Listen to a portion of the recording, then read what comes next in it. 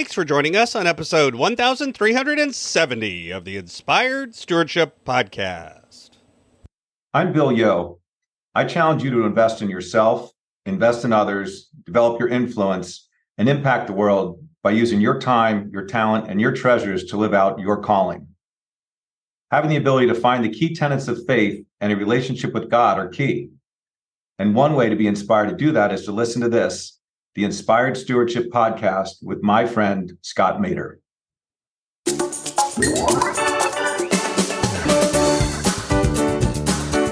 So, if I think about what comes to mind, right, uniformity is, as you said, it's not all of us thinking alike, it's actually everybody thinking like me. That's kind of what I'm looking for, right? That's that uniformity thing.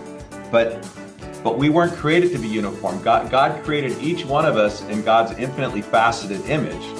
And by design, we are all created different from each other. Not one of us is the same. Welcome and thank you for joining us on the Inspired Stewardship Podcast. If you truly desire to become the person who God wants you to be, then you must learn to use your time, your talent, and your treasures for your true calling. In the Inspired Stewardship Podcast, you will learn to invest in yourself, invest in others, and develop your influence so that you can impact the world.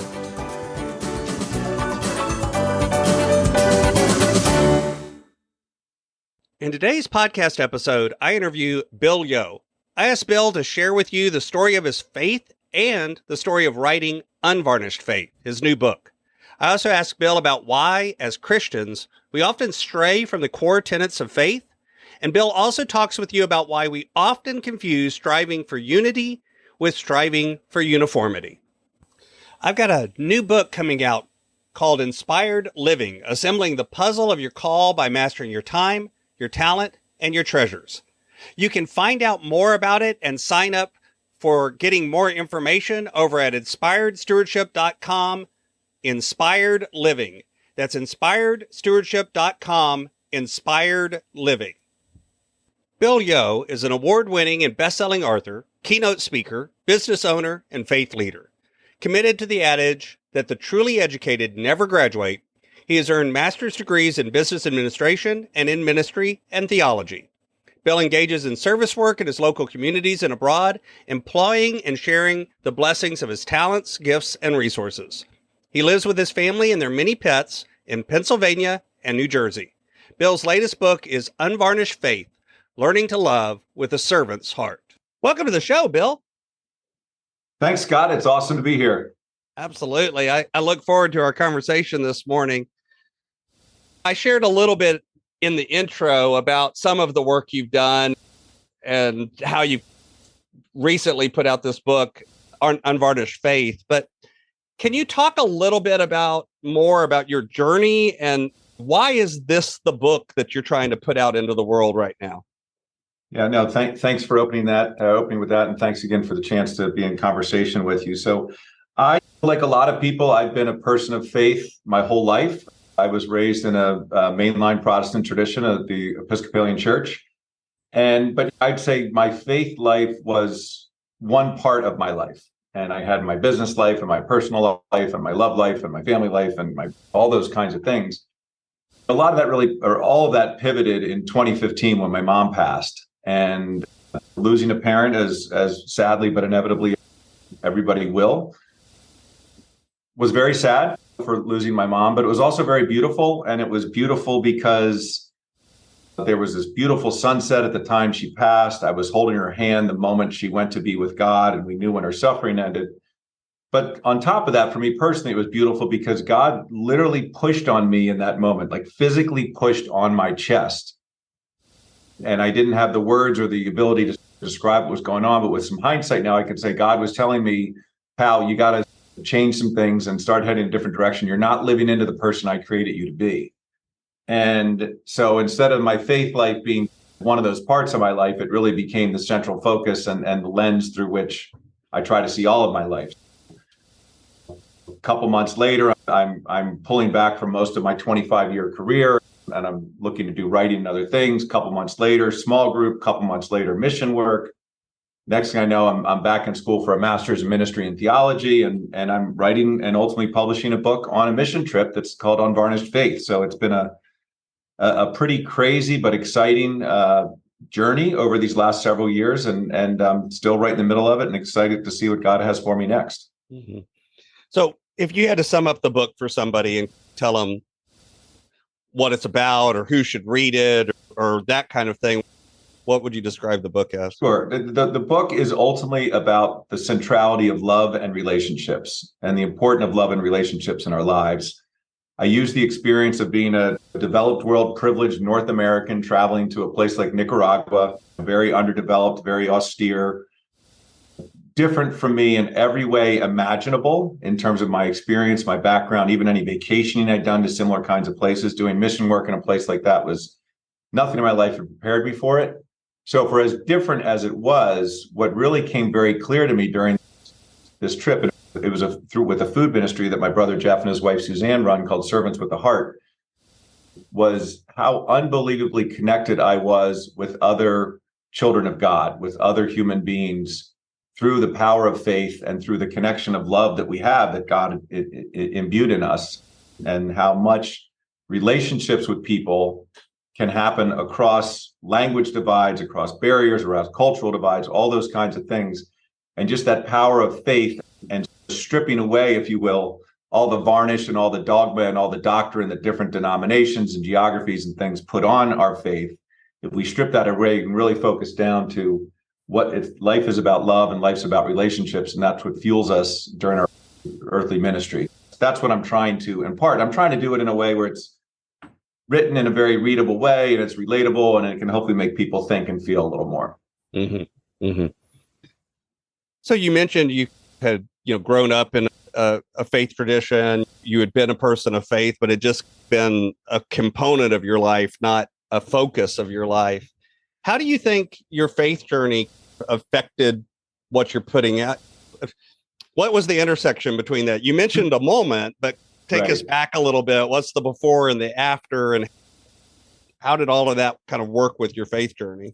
Sure. Yeah. So if I look at the before, and that's a great, that sort of testimonial type thing. If I look at the before, yeah, I was being relatively successful in my career. I'm a third generation of a large family business, and my brothers and I own and operated together. I was doing well then, but in hindsight, I really wasn't in a position where I was serving the organization as well as I could. I wasn't necessarily serving myself as well as I could. Physically, I was close to 100 pounds heavier than I am now, and not in a good way. And I look at my closest relationships with my wife and I have been married 26 years now. So we were, 8 years less than that is, 18 years then. We were probably not as open, and I was probably not as candid and supporting. So I can look at a number of different parts of my life. And it's not that my life was in a bad place, but it wasn't in a good place either. And most importantly, as I mentioned earlier, I believe that I was not living into the person that I was created to be. I like to talk about versions of ourselves, and I was not being a very good version of myself. And I was being an inconsistent version of myself. And one of the things I've come to appreciate through my journey recently is it's not one thing to say, like, oh, he never gets mad or he never gets upset or he never whatever. But I think what's important, where integrity resides, is that he's consistent. We know that when these things happen, this is how Bill's going to react. This is how Scott's going to feel. Like that, to me, if you can show up consistently with others, you become dependable and you're being that good version of yourself. So I've tried to be more consistent, more intentional. And then the second part with what you're asking is, as I'm looking at all the different facets of my life, professional, personal, physical, you name it, volunteer, I try to look at them all through the lens of Christ, even though in many of those circumstances or environments, it's not appropriate to talk through the lens of Christ, if you will. Bible speak, God talk isn't necessarily vogue. So I like the spiritual and the intellectual exercise of translating my faith ethos into a way that it shows up in the vernacular of whatever the community is that I'm in, which, by the way, was exactly what Jesus did during his earthly ministry.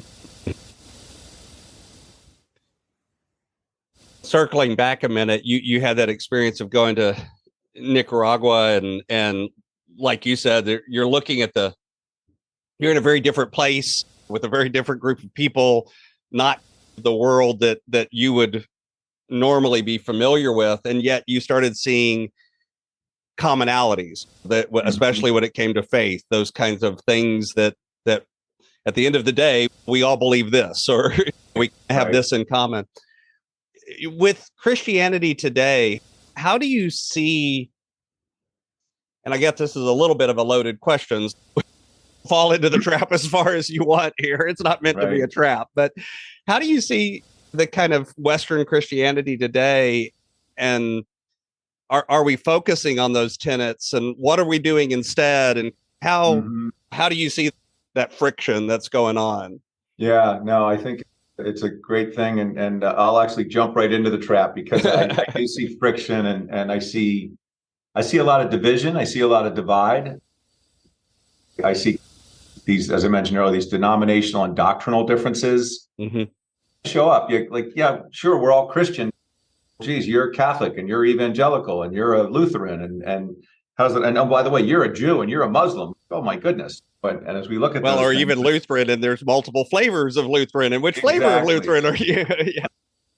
And by the way, I converted to Roman Catholicism during this whole process as well, that I forgot to mention, and so I don't even get the inside jokes between the orders about Augustinians making jokes of Jesuits, making jokes of Franciscans, and I still don't get that stuff. But no, to your point though, I think society overall is very divided, and it's totally permeating into faith life and faith communities. There's so much with the digital age and with media pundits and career politicians. All this stuff is all about preying on the relatively few things that separate us, that differentiate us, as opposed to the vast commonalities we share, all being created in the image of God and all being created with a bent towards the common good and a bent towards being in relationship with each other. And particularly on this digital side and this polarity of things and with this social media world, I feel we have this license now. If I learn one facet about one aspect of your belief system, I am now allowed to extrapolate everything I need to know about who Scott is and what Scott believes, and pinpoint the things that are wrong with that. And that to me it's anathema to how we're designed, how we're created, how we're meant to be. And it not only applies individually, I think it applies on an institutional level as well. The Christianity you could refer to as an institution. I joined the largest institution within Christianity, the Roman Catholic Church. Institutions are fallible. Institutions have shortcomings. But on the whole, if you measure what institutions do, and one of the things that led me to the Roman Catholic Church, despite many despite egregious shortcomings that this institution has, is I look at that and say that nobody on a daily basis, no other organization in the world feeds more people, heals more people, educates more people than the Roman Catholic Church. Yes, do we have our issues and our things? Absolutely we do. But I also want to look at it, I'm not just an uppercase C Catholic, but I'm a lowercase c universal Catholic Christian, as we're taught in our creeds. And how do we span these divisions and focus on those tenets of love and relationship and discerning your talents and gifts and deploying them to help others, and recognizing the gospel message of helping those people on the margins is really what's our greatest source of joy. If we can all focus on those things in whatever communities or avenues or sectors we're running in, that's how we'll help make the world a better place. I think one of the things that I see a lot, and I've talked about it on the show before, but I'd like to get your kind of insight into it as well.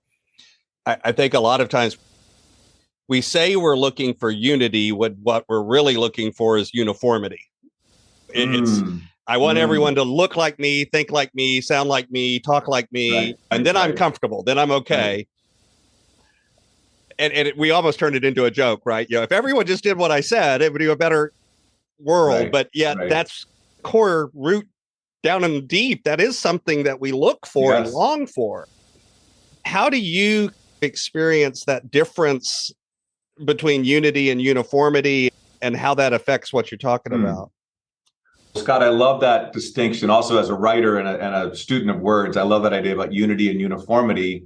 At first blush synonyms. No, but when you peel it back a layer, actually rather different interpretations.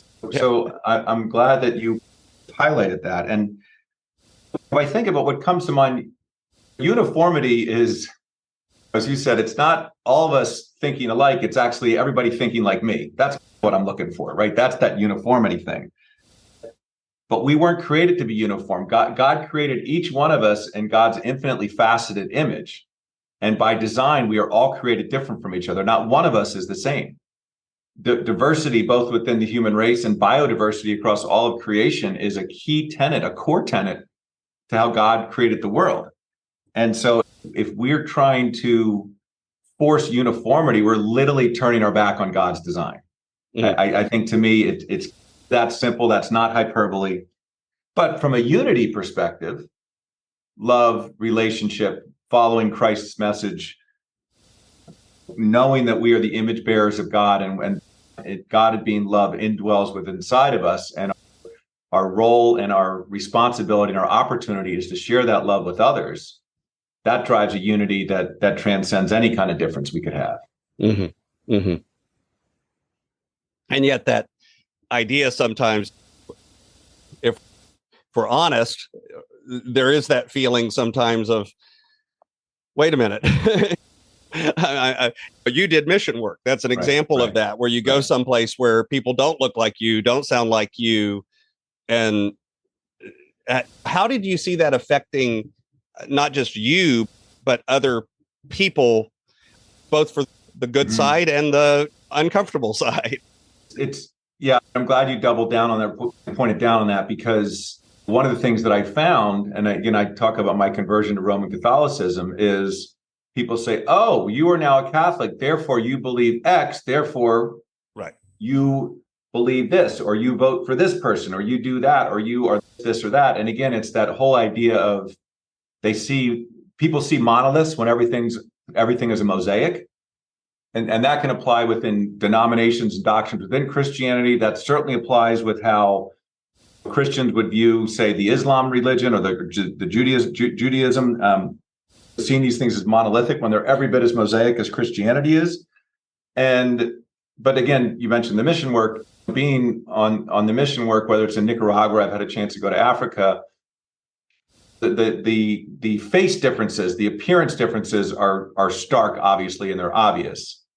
But when you get below that, actually, you almost get not only unity, but you do get to some level of uniformity when you get into the point of faith and the point of relationship. And one of the most powerful things I learned on my first trip, which is what I wrote Unvarnished Faith about, was how quickly you can bridge all these divides and how quickly you can be in relationship with each other and be hugging and laughing and crying and confiding with other people because you know that you share the power and the love of Christ between you.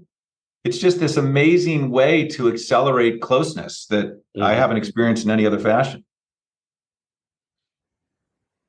One of the things, too, I think, going back to the beginning where you were talking about kind of faith being a component of your life, but not central to your life. Thinking about that, I think a lot of folks say there's quote unquote the professional Christian. That's the pastor, that's the priest, that's even the person that works for a nonprofit that's some sort of faith-based, that they're the professional Christian. But my job, I just show up and I consume on Sunday morning, and it feeds me and recharges me for the week. And yeah, I may pray for somebody or do something else during the week, but it's just anecdotal. It just shows up almost incidentally.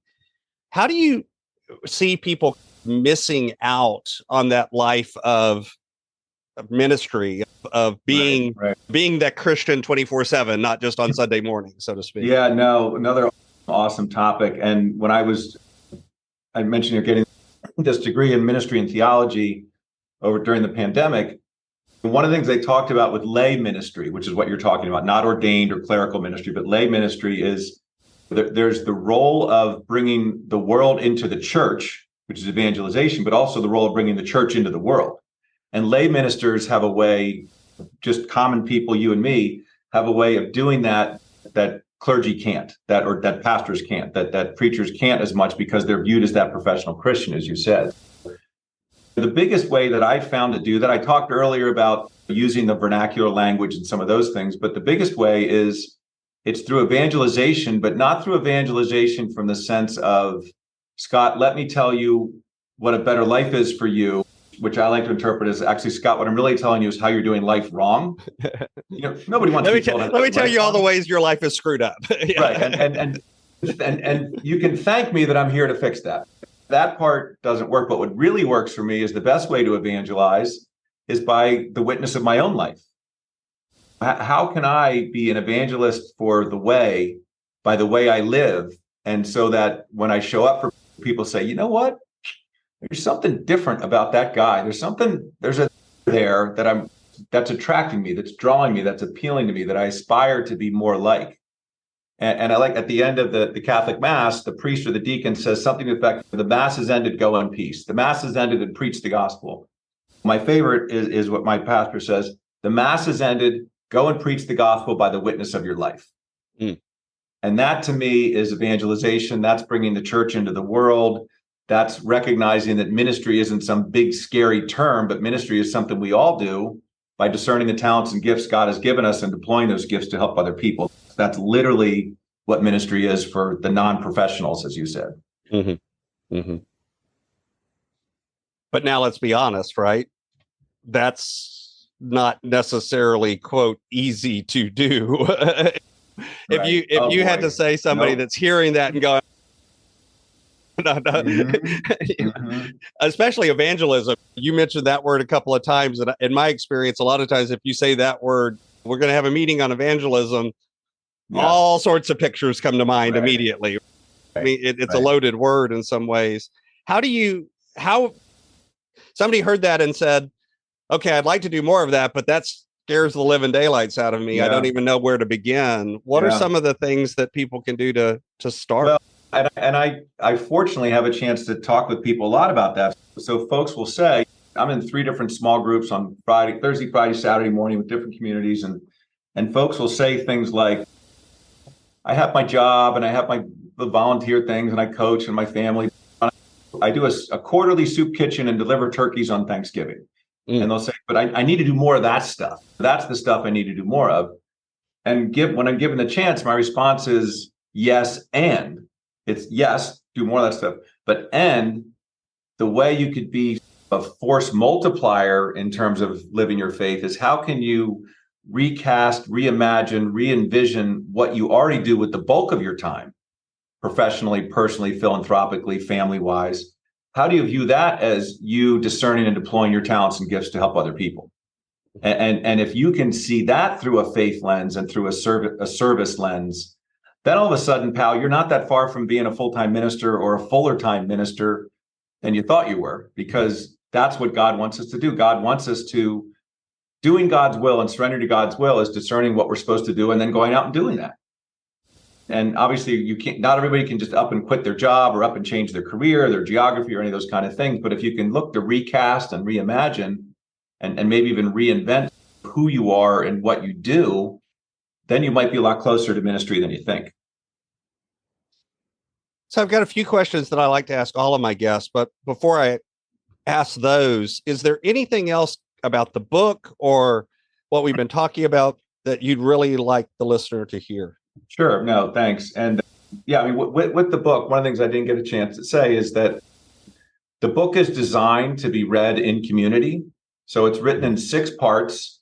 The 6th part at the end, there are chapter guides for each of the 6 parts. So small groups, book clubs, families, whatever might do. And and actually my wife gave me this advice. It's got short chapters because even if you're tired at night, you can read a chapter and you're giving the reader a win, right? So instead of these long 15, 20 page chapters are 2 or 3 pages, but it's designed to be consumed in chunks and conversable in chunks.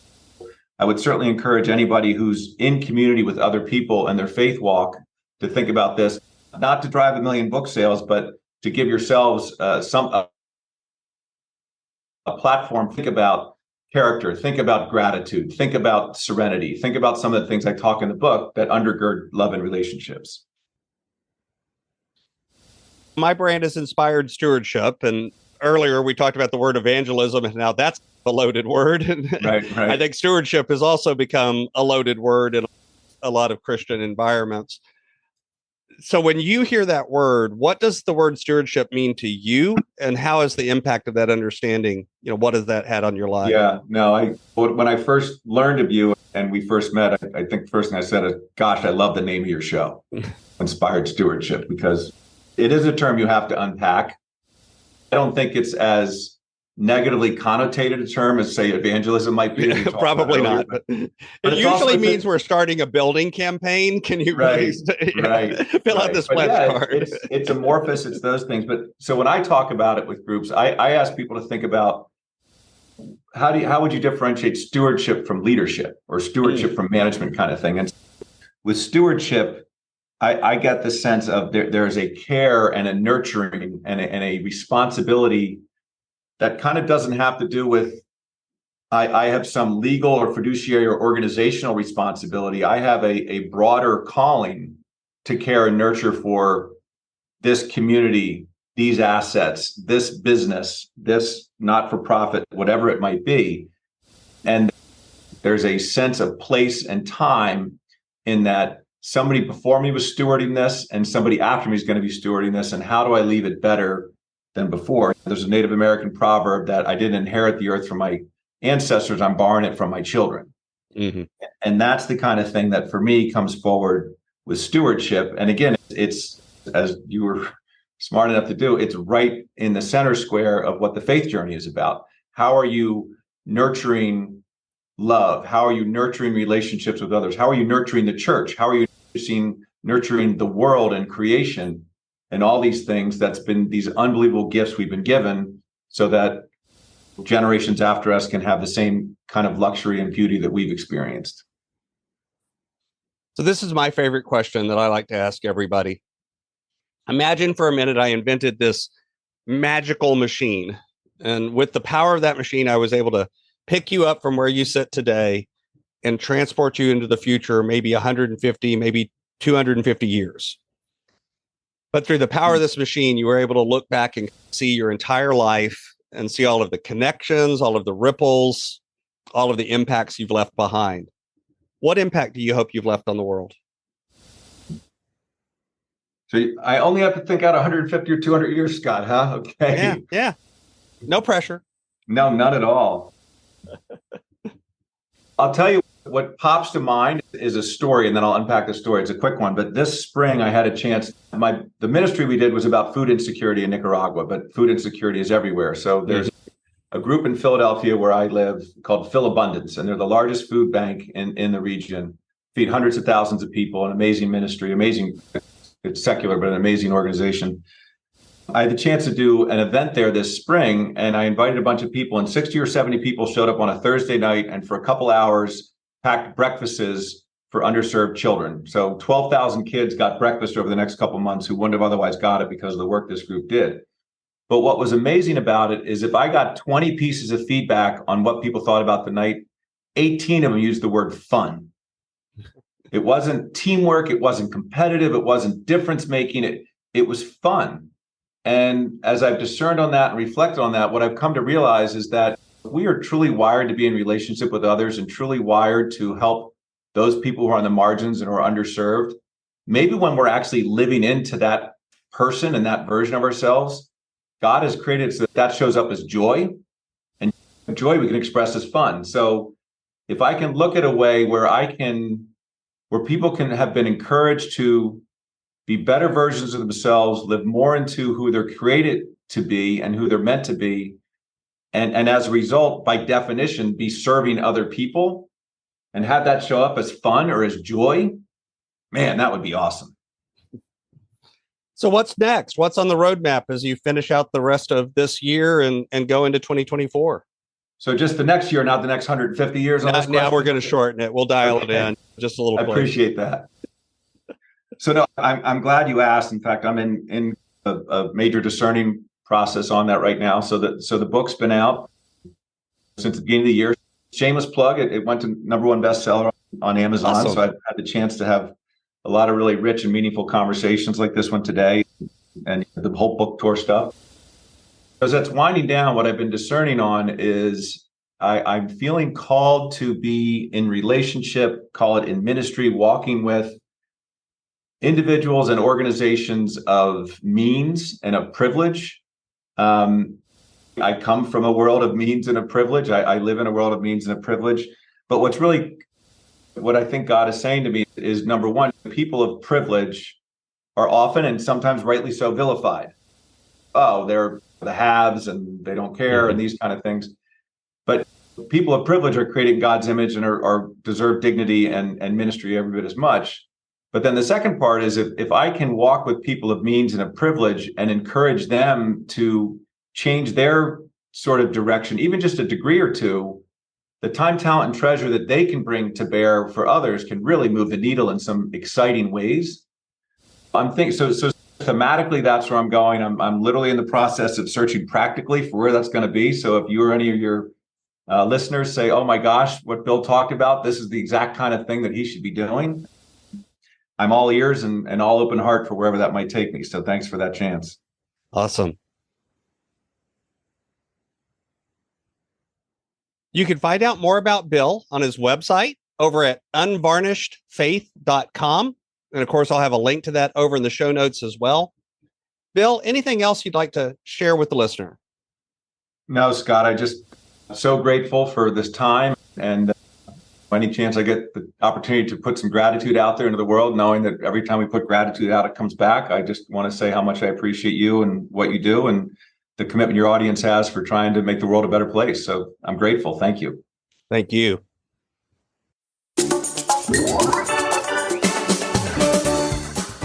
Thanks so much for listening to the Inspired Stewardship podcast.